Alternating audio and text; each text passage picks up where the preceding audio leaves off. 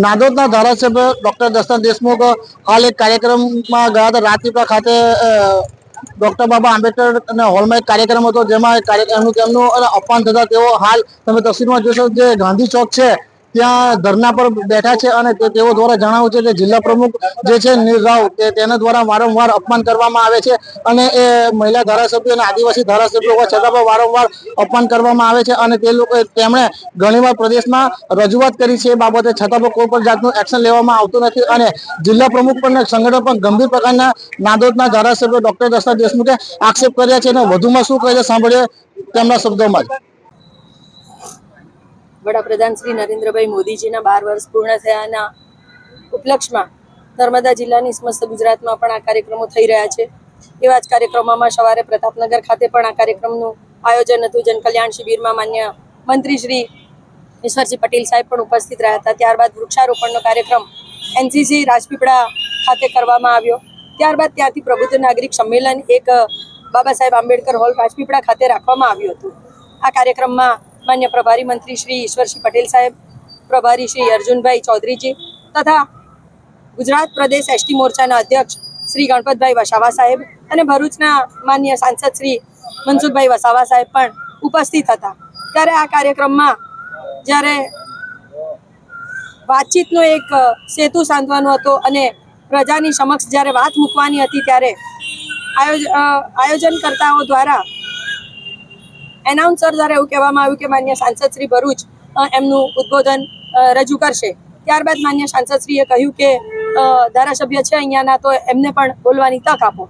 ત્યારે સામેથી એવું કહેવામાં આવ્યું કે ભાઈ એ અમારા પ્રોટોકોલમાં નથી એટલા માટે એમને બોલવામાં નથી કહેવામાં આવ્યું અને આ વસ્તુને ધ્યાનમાં લઈને જિલ્લાના એસટી મોરચાના અધ્યક્ષ જે રાજુભાઈ વસાવા છે એમણે કીધું કે બેનના સ્વાગત માટેની પણ કોઈ વ્યવસ્થા નહોતી। ત્યારે હું પોતે એમના સ્વાગત માટેના ફુલહાર અને કલકીને એ બધું લઈને હું આવ્યો।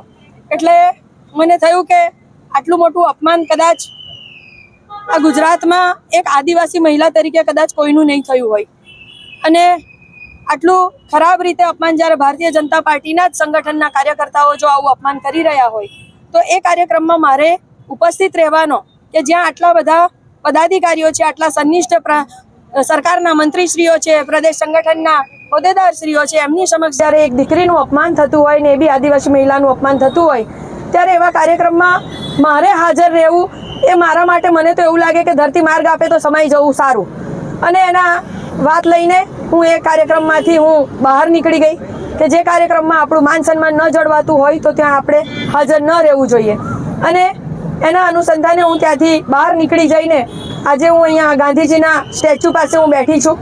ભારતીય જનતા પાર્ટીના જિલ્લા સંગઠનના હોદ્દેદારો અને જિલ્લાના પ્રમુખ નીલભાઈ રાવ દ્વારા જે મારું અપમાન કરવામાં આવે છે, અવારનવાર અપમાન કરવામાં આવે છે અને આજે નહીં છેલ્લા 2 વર્ષથી હું આ સહન કરતી આવી છું।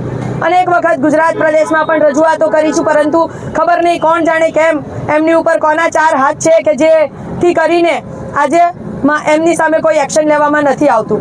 અવારનવાર અનેક કાર્યક્રમોમાં અપમાન કરવામાં આવે છે।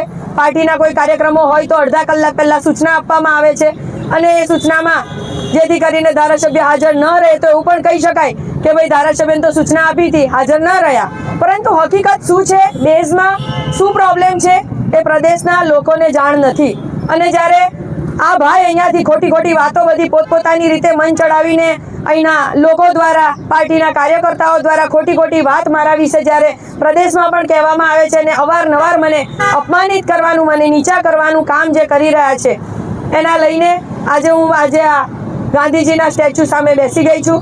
કારણ કે એકવાર અપમાન થાય તો સહન થાય પરંતુ અવારનવાર અપમાન થાય તો શું હું ધારાસભ્ય બનવું એક આદિવાસી મહિલા તરીકે શું મારો ગુનો છે? શું એક મહિલા છું અને આદિવાસી છું એ મારો ગુનો છે? એક દીકરી છું એ મારો ગુનો છે અને આદિવાસી મહિલા તરીકે શું મારું અપમાન કરવું એ શું એમને અધિકાર આપેલો છે કોઈએ કે ભાઈ આદિવાસી મહિલા છે અને એને આપણે દરેક જગ્યા પર અપમાનિત કરવી જોઈએ? તો આને લઈને આજે હું અહીંયા બહાર બેસી ગઈ છું ગાંધીજીના સ્ટેચ્યુ સામે કે જે મારું અપમાન થયું છે એ અપમાન સામે જિલ્લા સંગઠનની સામે કંઈક તો કાર્યવાહી થવી જોઈએ। કાર્યક્રમમાંથી બહાર નીકળી રહ્યા હતા ત્યારે મને પ્રદેશના અધ્યક્ષ જે છે એસટી મોરચાના ગણપતભાઈ વસાવા સાહેબ એમણે કીધું કે બેન બેસો, મનસુખભાઈ વસાવા સાહેબે પણ કીધું બેસો, પરંતુ તમે વિચાર કરો કે આટલું મોટું અપમાન થાય, આટલા બધા લોકોની હાજરીમાં, 300-400 લોકોની હાજરીમાં જ્યારે તમારું કોઈ અપમાન કરે ત્યારે તમને પોતાને કેવું ફીલ થાય? અને એ જે મારું અપમાન થયું એ મને ખરેખર ખૂબ ખરાબ લાગ્યું છે અને એના આધાર ઉપર જ હું એ કાર્યક્રમને વોકઆઉટ કર્યો છે. રાજીનામાની પણ વાત કરી છે, એના વિશે શું કહેશો? હા, 100%. જે લોકો સંગઠનના લોકો અમને ધારાસભ્ય સમજતા નથી, કે જે લોકો ધારાસભ્ય તરીકે અમારું માન સન્માન જાળવતા નથી, તો કંઈ વાંધો નથી. ધારાસભ્ય તો અમને વડાપ્રધાન નરેન્દ્રભાઈ મોદી અને માન્ય ગૃહમંત્રી શ્રી અમિતભાઈ શાહ સાહેબે બનાવ્યા છે. આ કોઈ નર્મદા જિલ્લાના સંગઠનના લોકોએ ધારાસભ્ય નથી બનાવ્યા અમને. અને એમણે જે રીતના અમારા માટે આ રીતના વિરોધ કરીને અમારા માટે હંમેશા અપમાનિત કરવાના જે કામ કરી રહ્યા છે એના આધાર ઉપર રાજીનામું આપવામાં પણ હું પાછી પડીશ નહીં. ધરણા પર ક્યાં સુધી બેસો?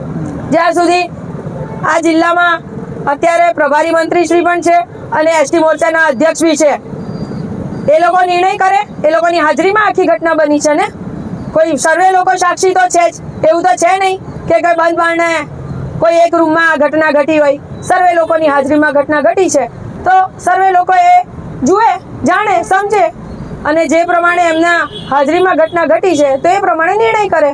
તમે કહો તો વારંવાર અપમાન થાય છે, આ બાબતની તો તમે રજૂઆત કરી છે ખરી પ્રદેશ કક્ષાએ? હા, પ્રદેશ કક્ષાએ પણ અનેક વખત રજૂઆત કરવામાં આવી છે. આ અંદર જે ભાજપમાં ડખ્ખા ચાલી રહ્યા છે, આંતરિક વિવાદ ચાલી રહ્યા છે, જેને લઈને જિલ્લા પંચાયત, તાલુકા પંચાયતમાં ભાજપનો મોટો ફટકો પડ્યો હોય તેમ કહી શકાય? હા, 100%. અને એનું કારણ જ આ જિલ્લા પ્રમુખ છે.